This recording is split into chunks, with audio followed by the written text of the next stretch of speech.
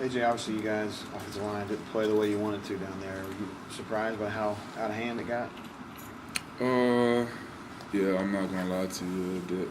I didn't expect it to go that way at all. But at the end of the day, what can we necessarily do about it now? I mean, we just have to take that and look at it as just as motivation to get better.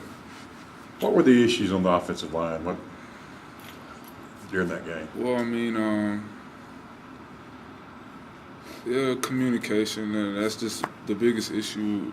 When you go on the road and the noise, it affects the way that we make our calls. It affects the time of our pace. It affects quite a bit in what we do. So communication is pretty much the main part of what it affected. So guys weren't sure who was blocking who, that kind of thing?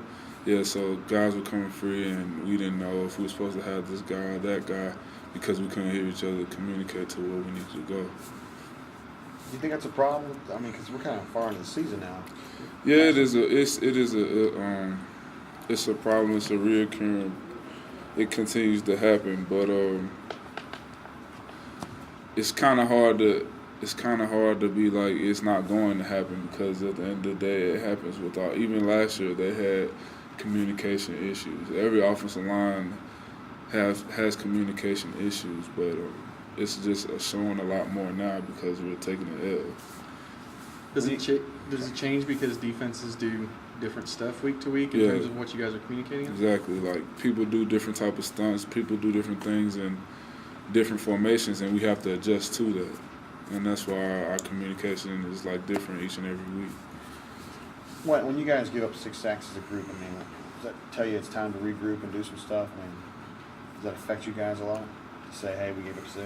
Oh yeah. I mean, giving up 6 sacks is never a positive, but the only positive that you can take out of that is just look at it and challenge yourself. Each and every one on the line, just challenge yourself and just continue to get better. That's all we can do.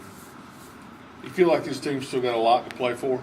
Yeah, I mean, what's left? Everything. We got a whole lot to play for. I mean, just because the 3 games that we've lost, it doesn't mean that we don't have anything to play for. Like, I was looking, I can't remember where I saw it, but the 3 teams that we've lost to have a combined of 1 loss, so yeah, we've lost to teams that are undefeated and blase, but at the end of the day, we're still a good team, and we're going to continue to work, and we're going to continue to just prepare for the next game, and that's just how it's going to be. Clint was under a lot of heat back there. How did you feel like he stood up? I think he did. For being his first start in the LSU #1 team, I think he did well. But at the end of the day, we just got to continue to get better at everything that we can do. You've been here a good while. Was that the best front you've worked against? I don't want to necessarily say that, but I'm not going to sit here and say that LSU's front wasn't good, because they're a pretty good team. I think you guys have had 5 different starting lineups on the offensive line in the 8 games. Is that, communication issues? Yeah, that's Is there also continuity? that comes with the communication issues as well, because you adjust to one guy's the way that he plays or the way that he calls, and then somebody else comes in and he might call it a different way. So that's another thing that can play a factor in the communication problem, but then there's not an excuse to not be able to communicate.